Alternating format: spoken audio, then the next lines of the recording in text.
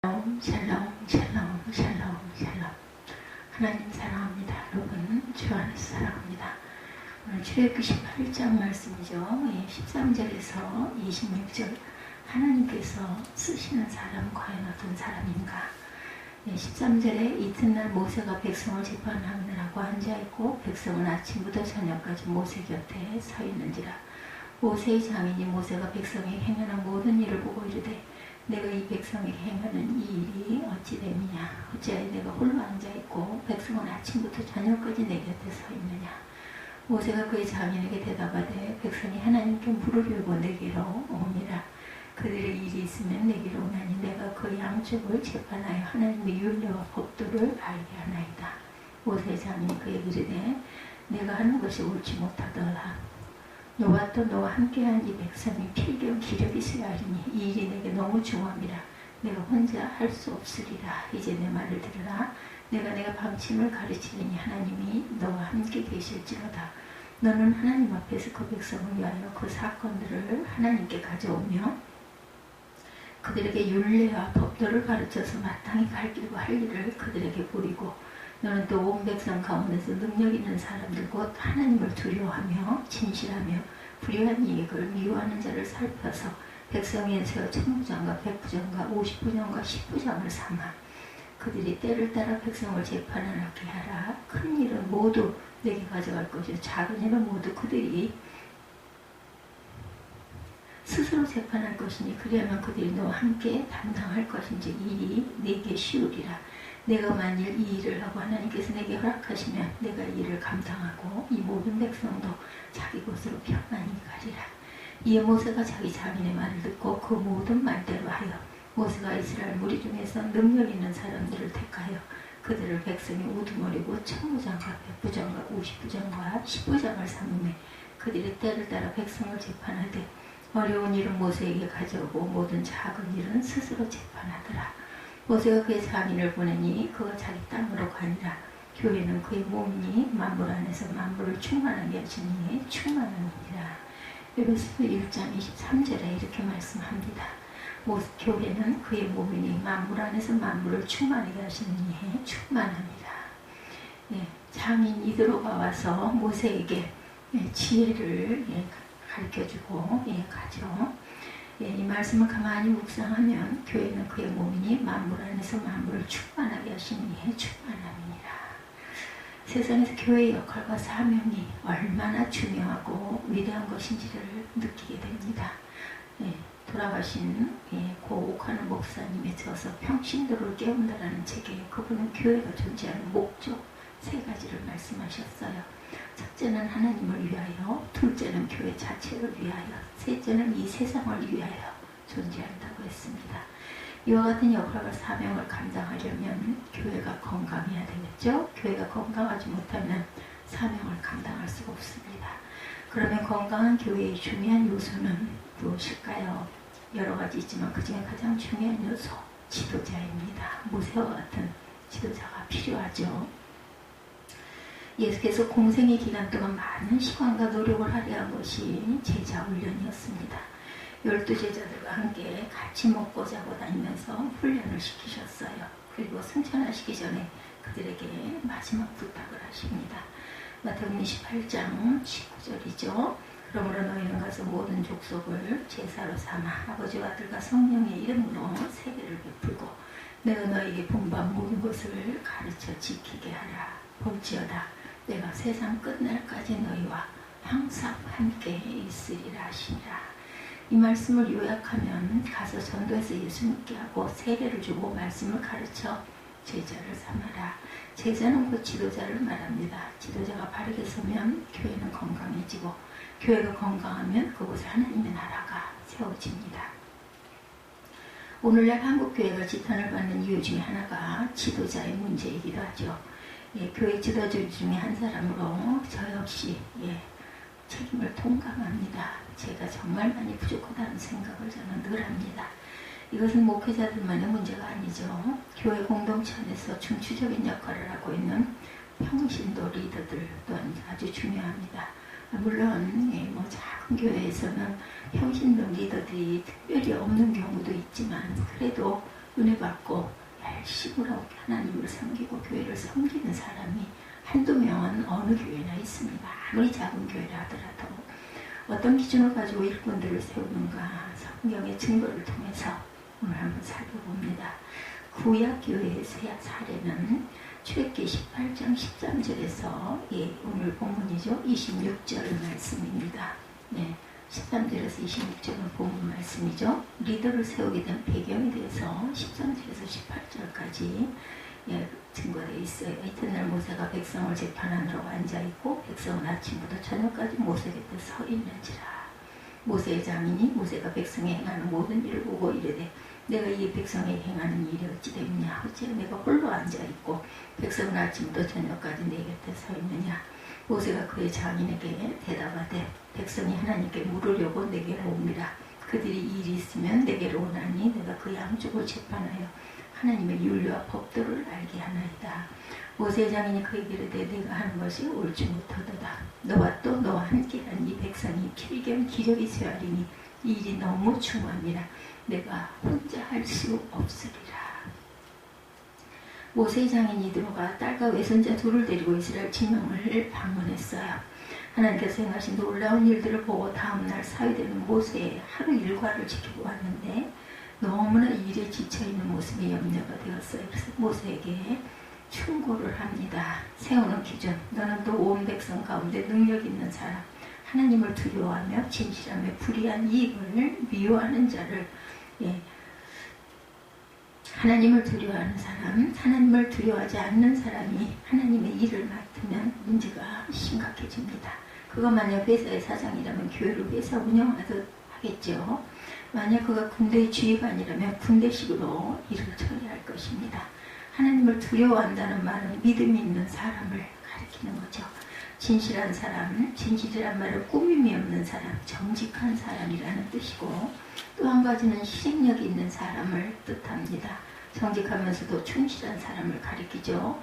정직하지만 행동이 굼뜨고 우유부단한 사람이 있고 능력 있게 일을 잘 처리하는데 정직하지 못한 사람도 있어요.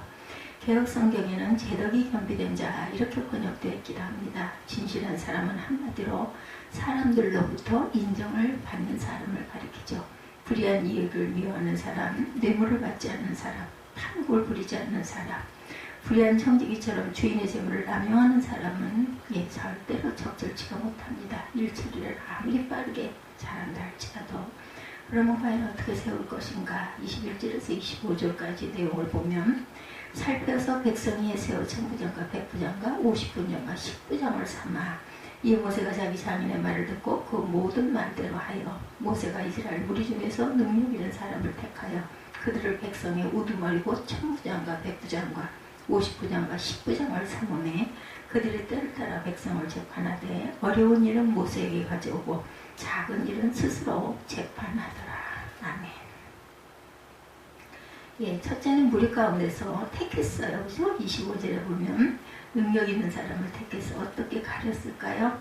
우리 가운데 추천을 받은 것입니다. 기준은 21절의 말씀대로 회중들에게 공고와 일정 기간 동안 추천을 받았을 것이고 둘째는 추천받은 사람 중에 분류를 합니다. 천부장감, 백부장감, 50부장감, 10부장감 그렇게 해서 역량에 맞게 임명을 합니다. 리더를 세운 목적은 22절에서 23절 보면 그들이 때를 따라 백성을 재판하게 하라. 큰 일은 모두 내게 가져갈 것이요 작은 일은 모두 그들이 스스로 재판할 것이니 그리하면 그들이 너와 함께 담당할 것인지 일이 내게 쉬우리라. 나눠주라는 거죠. 분담을 시켜라. 내가 만일 이 일을 하고 하나님께서도 내게 허락하시면 내가 이 일을 감당하고 이 모든 백성도 자기 곳으로 평안히 가리라. 그럼 빨리 끝내고 빨리 와서 쉴 수 있지 않느냐 이런 이야기죠. 능력 있는 사람을 뽑아 천부장, 백부장, 50부장, 10부장을 세운 목적은 위임 또는 분업입니다. 큰 일은 모세가 처리하고 작은 일은 뽑힌 일들이 일의 경중을 따라 담당토록 하죠. 그렇게 하면 일을 효과적으로 처리할 수 있기 때문에 피차에 유익이 되기 때문이다. 사도행전 6장 1절에서 6절 보면 신약교회의 사례가 나옵니다. 오순절 성령 강림 사건 이후 사도들의 설교를 듣고 회개한 사람들이 세례를 받고 함께 모이게 되었어요. 이것이 기독교의 출발입니다. 시간이 지나면서 성도들의 숫자가 늘어났습니다. 배경을 보면 사도행전 6장 1절에 그때 제자가 더 많아졌는데 헬라파 유대인들이 자기의 과부들이 매일의 구제에 빠짐으로 히브리파 사람을 원망하니 12사도가 모든 제자를 불러 이르되 우리가 하나님의 말씀을 제쳐놓고 적대를 일삼는 것이 마땅하지 아니하니 예루살렘 안에 구제하는 일로 서로 원망하는 일이 발생을 하죠. 헬라파 유대인에게 속한 과부들을 구제하는 일에서 번번이 빠져서 히브리파 사람들을 원망하게 됩니다. 사도들이 곰곰이 생각해보니 뭔가 잘못되어 있다는 것을 발견하게 되죠. 구제하는 일로 인해 사도들 본연의 직무를 수행하는 일에 어려움이 발생돼요. 그래서 3절에 형제들아 너희 가운데 성령과 지혜가 충만하여 칭찬받는 사람 일곱을 택하라. 우리가 이 일을 그들에게 맡기고 우리는 오로지 기도하는 일과 말씀 사역에 힘쓰리라 하니 성령이 충만한 자, 교회는 개인의 능력이나 학력 배경을 우선시하기보다는 영적 성숙을 우선시합니다. 성령이 충만한 데는 성령 지배를 받는 사람을 가리키죠. 자기 욕심을 따르지 않고 주님의 뜻에 순종하고 주님의 마음을 가지고 섬기는 사람을 가리킵니다. 한마디로 믿음 있는 사람이죠. 지혜가 충만한 자, 지혜는 세상적 똑똑함과는 다릅니다. 어떤 주석에 의하면 성령 충만의 결과로 얻어지는 거룩한 지혜다 이렇게 설명하고 있어요. 이 지혜는 사람을 해치는 지혜가 아니라 사람을 살리는 지혜, 주님의 뜻을 알고 그대로 따르는 지혜, 사리를 분별할 줄 아는 지혜를 가리킵니다. 지혜가 없는 사람은 세상적인 방법이나 자기 생각을 가지고 섬기기 때문에 자기 뜻대로 되지 않으면 시험에 들게 되죠. 칭찬 듣는 자, 사람들에게 인정받는 자를 가리킵니다. 하나님과의 관계도 좋아야 하지만 다른 사람과의 관계도 좋아야 합니다. 인간성이 모난 사람이 직분을 맡으면 다른 사람에게 상처를 입히게 되고 시험에 듭니다. 일에 대한 열심이 특심이어서 추진력 있게 잘하지만 많은 문제를 야기시키죠. 교회의 일들은 빠른 것이 중요한 것이 아니라 은혜로운 것이 중요합니다. 참아주고 덮어주고 사랑해주고 덕망 있는 사람이 직분을 잘 감당할 수가 있겠죠. 세우는 방법 5절부터 보면 온 무리가 이 말을 기뻐하여 믿음과 성령이 충만한 사람 스데반과 빌립과 프로고노와 니가노르와 디몬과 바메나와 유대교에 입교했던 안디옥 사람 니골라를 택하여 사도들 앞에 세우니 사도들이 기도하고 그들에게 안수하니라. 물론 사도들 그 회의에서 일방적으로 선택하여 결정할 수도 있지만 사도들이 독단적으로 문제를 처리하지 않죠. 이 문제를 전체 회의에 내놓았을 것입니다. 그리고 일꾼들의 기준을 제시합니다. 기준과 방법은 사도들이 제시하고 선출하는 것은 성도들이 하도록 하죠. 오늘날도 교회가 중요한 일꾼을 뽑아 세울 때 목사나 당회가 일방적으로 발표하는 것이 아니라 교인 전체 회의에서 공동의회를 통해 투표하는 민주적 방법으로 일꾼을 뽑습니다. 초기 예루살렘 교회도 이와 같은 민주적 방법을 통해 봉사할 직분을 감당할 사람들을 뽑아 세웠어요. 사도들은 전체 교인들이 뽑아 세운 7 집사들에 대하여 안수했죠. 이후로 초대교회의 전통을 따라 교회 일꾼을 뽑아 세우고 안수하는 임직식을 거행하게 됩니다. 이렇게 해서 교회는 처음으로 7명의 집사를 뽑아 재직회라는 조직을 만들게 되죠. 재직을 세운 목적, 구약 이스라엘 공동체와 같습니다. 목적은 일의 나눔이죠. 사도들은 기도와 말씀 사역에 충실하고 세운 리더들을 통해 교회의 구제와 재물을 맡아 섬기도록 합니다. 어떤 결과를 가져왔는가? 사도행전 6장 7절에 보면 하나님의 말씀이 점점 왕성하여 예루살렘에 있는 제자의 수가 더 심히 많아지고 허다한 제사장의 무리도 이도에 복종하니라. 초기 교회 시대 디모데전서 3장 1절에 보면 사도 바울이 서신을 디모데에게 보낼 때 이미 교회가 유대와 사마리아 지경을 벗어나 소아시아 유럽 지역에까지 확장되었을 때였죠. 교회마다 일꾼을 세워야 하는데 분명한 기준의 필요가 있었습니다. 감독의 기준은 디모데전서 3장 1절부터 7절에 보면 미쁘다 이 말이여 곧 사람이 감독의 직분을 어디에 하면 선한 일을 사모하는 것이라 한도다. 그러므로 감독은 책망할 것이 없으며 한 아내의 남편이 되며 절제하며 신중하며 단정하며 나그네를 대접하며 가르치기를 잘하며 술을 즐기지 아니하며 구타하지 아니하며 오직 관용하며 다투지 아니하며 도움을 사랑하지 아니하며 자기 집을 잘 다스려 자녀들을 모든 공손함으로 복종하게 하는 자라야 할지라.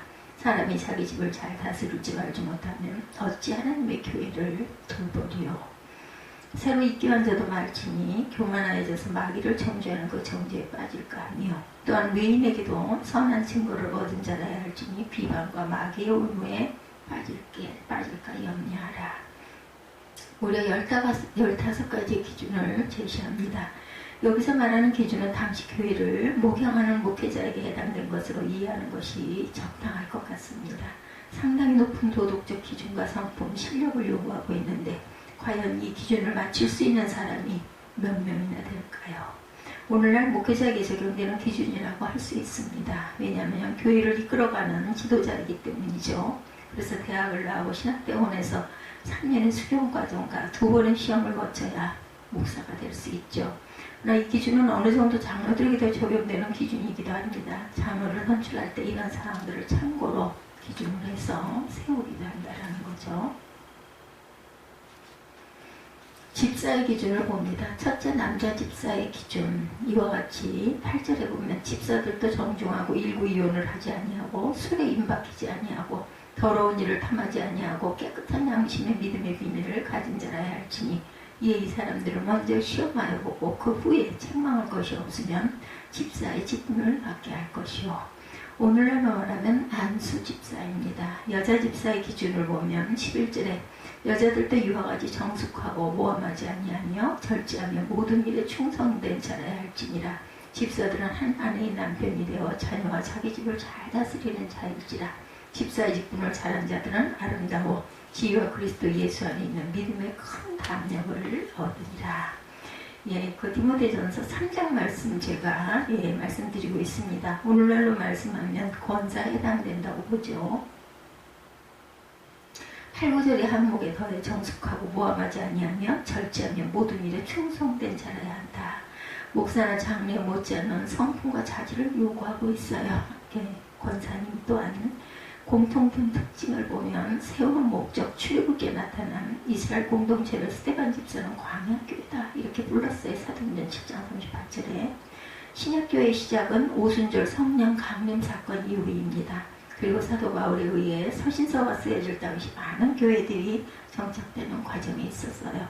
교회 공동체가 잘 운영되려면 조직이 필요하고 그 조직에는 책임을 감당할 일꾼들이 필요하게 됩니다. 아무리 탁월한 리더가 있더라도 혼자서는 감당할 수 없다는 사실을 본문을 통해 확인할 수가 있죠. 하나님의 선하신 뜻과 목적을 수행하기 위해서 책임과 역할을 위임하고 나누는 일이 필요합니다. 이것이 바로 교회 공동체가 일꾼을 세워야 하는 이유인 것이죠. 세울 사람의 기준, 어떤 사람을 세워야 할까? 광야에서 이스라엘 공동체, 신약에서 예루살렘 공동체, 그리고 초기 교회 시대의 교회 공동체에서 요구되는 기준은 3가지로 요약이 돼요. 첫째는 하나님을 두려워하는 사람, 믿음 있는 사람, 성령 충만한 사람이죠. 둘째는 진실한 사람, 공동체 안에서 칭찬을 듣고 인정받는 사람. 셋째는 재물에 대하여 사심이 없는 사람, 재물을 잘 관리할 수 있는 사람입니다. 시대를 초월해서 공통적인 기준이 있음을 우리는 발견하게 되죠. 세우는 방법은 그러면 어떻게 세울 것인가? 투표를 해서 세우겠죠. 이건 역시 광야 시대나 신약교회는 할 것 없이 회중 가운데서 뽑아 세웠어요. 제비를 뽑기도 하고 요즘은 투표를 합니다. 가장 확실하게 잘하는 것은 회중들이 잘합니다. 지도자가 일방적으로 지명하여 세우는 방식이 아니라 회중들의 추천을 받아서 선택을 하는 민주적 방식을 채택한 것을 알 수가 있죠. 오래전에 캐나다에 사는 어떤 분이 예고 없이 그의 조카네 집을 방문을 하셨대요. 갑자기 나오신 이유를 물으니 바람 쐬러 나왔다라고 말씀하시는데 나중에 알고 보니 장로 투표에서 떨어져서 마음을 추스리려고 여행을 오신 것이었답니다. 이민사회에서 교회 장로는 아주 명예롭게 여기는 풍토가 있다고 그래요. 나름대로 열심히 봉사하셨는데 교인들의 신임을 다 얻지를 못해서 떨어지시고 낙심을 하셨던 것이라는 거죠. 물론 그 후에 다시 피택이 되어서 장로로 섬기다 은퇴하셨고 하나님의 부르심을 받으셨다고 합니다. 피택되지 못했을 때 본인들의 입장에서 매우 고통스럽고 낙심되고 힘이 들기도 하죠. 불만의 소지도 있을 것입니다. 그래서 모든 교회들이 교회 일꾼을 세울 때 긴장하는 모습을 보게 됩니다. 우리 그 교회들 크든 작든 간에 임직식은 있어요. 그죠? 집사도 있고 또한 뭐 전도사도 있고 권사님도 있고 있습니다. 기준을 세우고 자료를 준비하고 점검하는 그런 과정들이 어느 교회나 조금씩 있습니다. 그 6개월 동안의 자숙의 기간을 갖고 다시 한번 임시공동회의를 통해 일꾼들을 세우기로 잘못 뽑혔을 때 세우기로 결의를 하고 다시 한번 피택을 한다고 하죠. 피택되지 못한 분들에게는 하나님의 뜻으로 알고 그대로 결과를 받아들여 달라고 위로를 합니다. 한간의 교회에서 직분받기가 너무 어렵다. 또 뭐 물질을 헌신하고 봉사해야 된다. 이런 말들도 있기도 하지만 하나님께서 다시 준비할 수 있는 기회를 주실 줄로 믿고 더욱 경건에 힘쓰시라고 위로해드려야 되죠. 자신의 믿음과 언행이 한 단계 이렇게 함으로 더욱더 성숙해지기를 우리는 같이 기도해 줘야 되겠죠. 바울이 디모데후서 2장 20절에 큰 입에는 큰 그릇과 은그릇뿐 아니라 나무 그릇과 질그릇도 있어서 귀하게 쓰는 것도 있고 천하게 쓰는 것도 있나니 누구든지 이런 것에서 자기를 깨끗하게 하면 귀히 쓰이는 그릇이 되어 거룩하고 주인의 쓰심에 합당하며 모든 선한 일에 준비함이 되리라. 그래서 직분받기를 더욱 사모하라고 그러죠. 디모데전서 3장 1절에 미쁘다 이 말이여 사람이 감독의 직분을 얻으려 하면 선한 일을 사모하는 것이라 하미로다. 직분을 얻으려는 마음은 선한 일을 사모하는 것입니다. 나의 재능과 나의 재물을 무엇을 위해 어떻게 쓰는 것이 합당하다는 사실을 아는 사람이라고 할 수가 있겠죠. 시편의 기자는 시편 84편 10절에 주의 궁정에서의 한 날이 다른 곳에서의 첫날보다 나은즉 악인의 장막에 사는 것보다 내 하나님의 성전 문지기로 사는 것이 좋사오니 주님의 몸된 교회에 직분을 맡는 것은 참으로 귀하고 선한 일입니다. 참으로 복되고 명예로운 일이죠. 그러나 이것이 세상의 지위나 명예로운 것으로 절대로 생각해서는 안 된다는 것, 책임을 감당해야 된다는 것입니다. 믿음으로 감당하면 복이지만 명예로만 생각하면 짐이 될 수가 있습니다. 지금 예수께서 말씀을 항상 하신 것을 우리가 기억해야 되죠. 마태복음 16장 24절에 이에 예수께서 제자들에게 이르시되 누구든지 나를 따라오려거든 자기를 부인하고 자기 십자가를 지고 나를 따를 것이니라. 아멘. 이 세상을 향한 교회의 사명이 막중합니다.